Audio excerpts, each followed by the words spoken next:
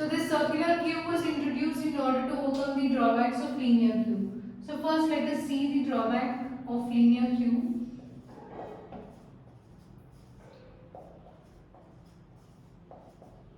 So assume that these two values are deleted and now front is pointing to location 3 whereas rear is pointing to location 5, location 4. So now there are two more elements to be inserted. Okay, so even though we have space here at the front, we can't insert this 6 and 7 here. Okay, that is the main drawback. So we can't make use of the space at front even though the space is free. So in order to overcome this drawback, this circular queue was developed and circular queue representation is C. It looks like this with multiple locations 0, 1, 2, 3, 4, 5.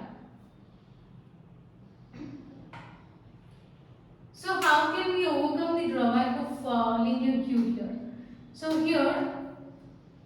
So earlier I inserted values as 1, 2, 3, 4, 5, 6. So values are inserted and say suppose these two elements are deleted from Q and rear is pointing to this location. So if I want to insert new value, then I can insert it at this location 0. So 7 can be inserted here and 8 can be inserted in next location like that. So whenever value is deleted in that location, we can insert new element. Okay, thus we can make use of the space efficiently. Whereas in linear queue, it's not possible. So that's the advantage of circular queue. So now we'll see how to write logic for this. So just like how we have various functions like NQ. So we have functions like NQ, DQ, operation, and methods like is empty, is full.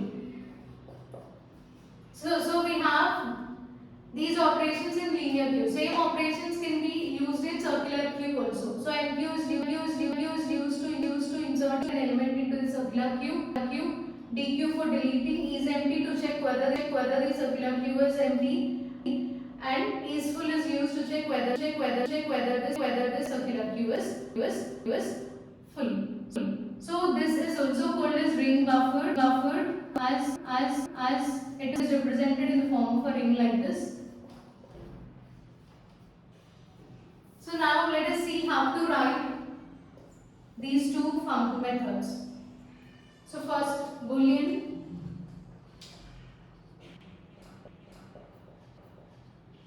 is full.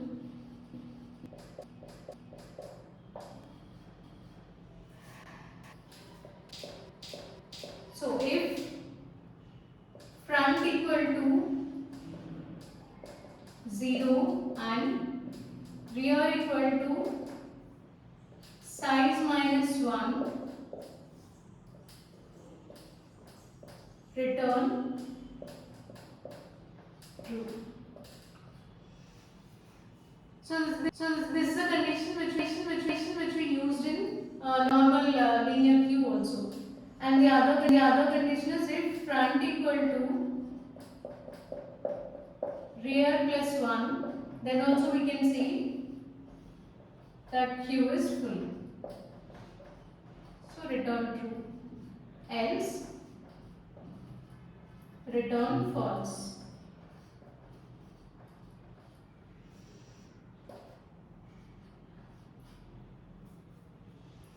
Now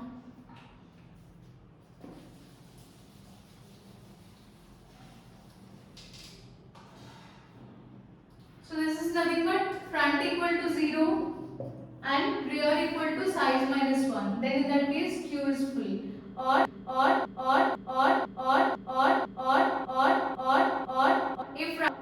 if front equal to rear plus 1. So this can even be taken like this. So front before rear.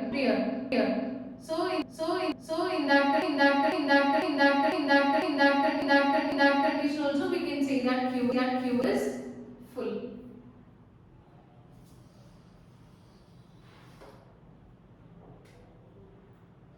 Then what is empty?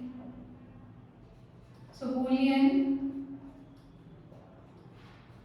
is empty if front equal to -1, return true, else return false.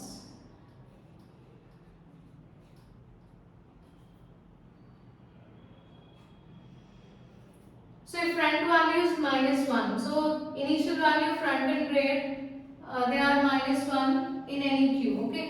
So if it reaches the old value or initial value again, then we can say that queue is empty and there is nothing to be deleted from the queue.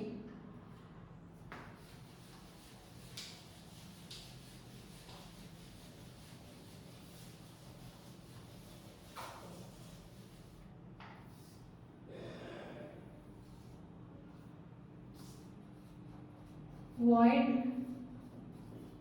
NQ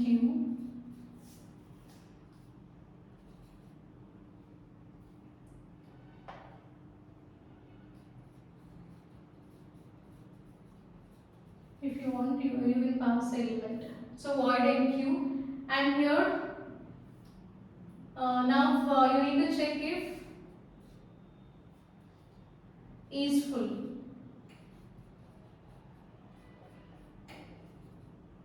If Q is full, then in that case system.out.println you will get output as Q is full. Then if front equal to -1, then make this front equal to 0, and now rear equal to rear plus 1 mod size. Now you need to store element in element equal to int. You can take anything like items of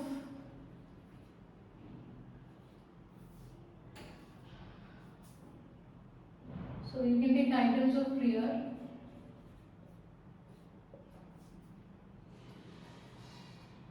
and place it in element, and finally return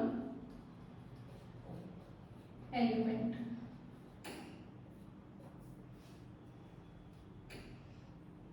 Okay. So let us see this. First, I want to insert one element. Before insertion, you need to check whether this queue is full or not. If queue is full, we can't insert anything. Next, second condition is, so here you need to check if front equal to -1. If front equal to -1, it indicates that it is the initial position. So where you need to make front equal to 0, and you need to change rear value as rear plus 1 mod size. So why it is rear plus 1 mod size?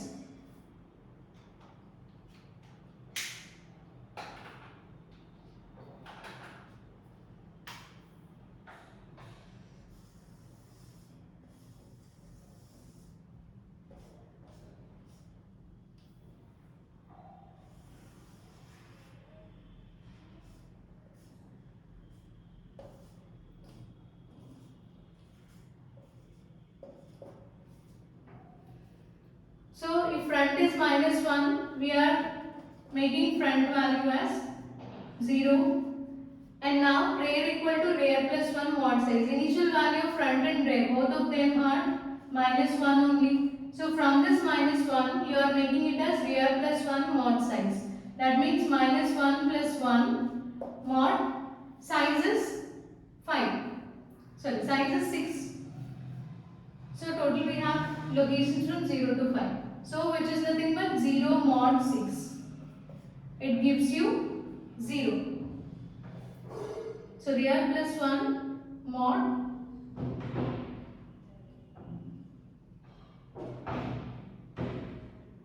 size. So maximum size is 6.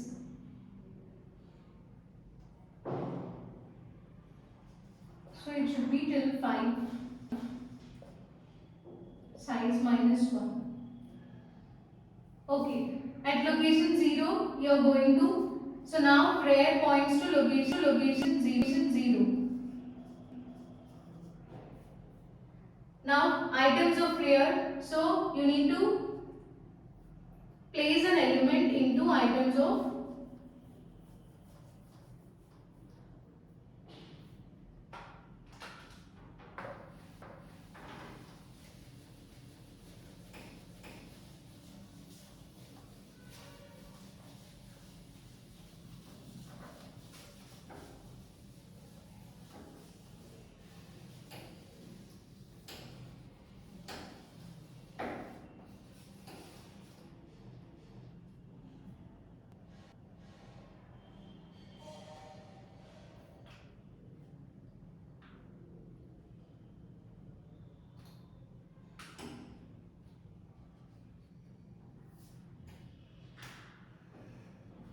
So now after this you need to insert element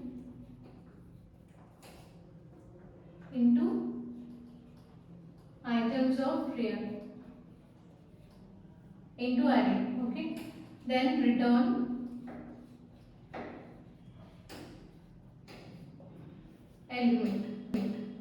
So before this you can write statement also. So how to write this? So system.out.print. So inserted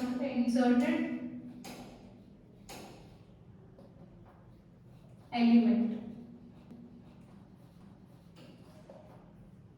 and return element.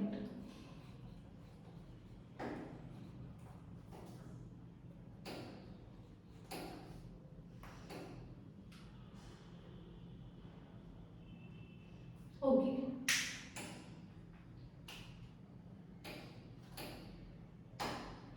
Now we'll check this logic.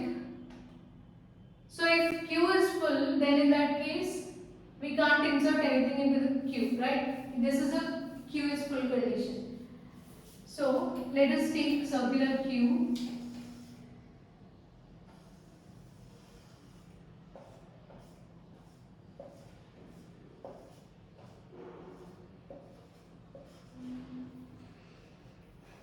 Okay, so take this queue and now if front equal to -1, then in that case, so initial values we already know, initial values of front and rear are -1. So you need to change this front value to 0 so that front points to 0 location. And rear should be rear plus 1 mod size. So rear plus 1 means -1 plus 1, that is 0. 0 mod size. Size is 5. So 0 mod size is 0. So you need to place value at location 0. Okay. So let us now insert element. So you can insert element into items of 0. So let me insert 1. And here it will be displayed as inserted 1 and you can return that element. Next again, check if queue is full. So queue is not full. So check this condition, if front equal to -1, front is not equal to -1. So you can change this rear. So rear equal to rear plus 1 mod size. So rear is now rear plus 1 mod size. So rear is already 0. So 0 plus 1 mod size. 1 mod size is 1. Right? So you can store element at location 1 now. So store element at location 1. So let the element be 2.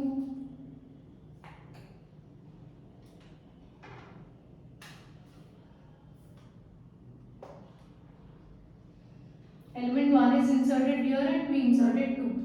So here we'll print that element and return that element. Next again, check if Q is full, Q is not full. So same process. Here you need to change rear value. So front is still 0 only. Okay. So no need to change that. And rear equal to rear plus 1 mod size. So 1 plus 1 mod size. So that is nothing but 2. 2 mod 5 is 2 only. So you can insert new element at location 2. Similarly again, at location 3 insert value 4, at location 4 insert value 5. Now your rear is pointing to location 4. Okay.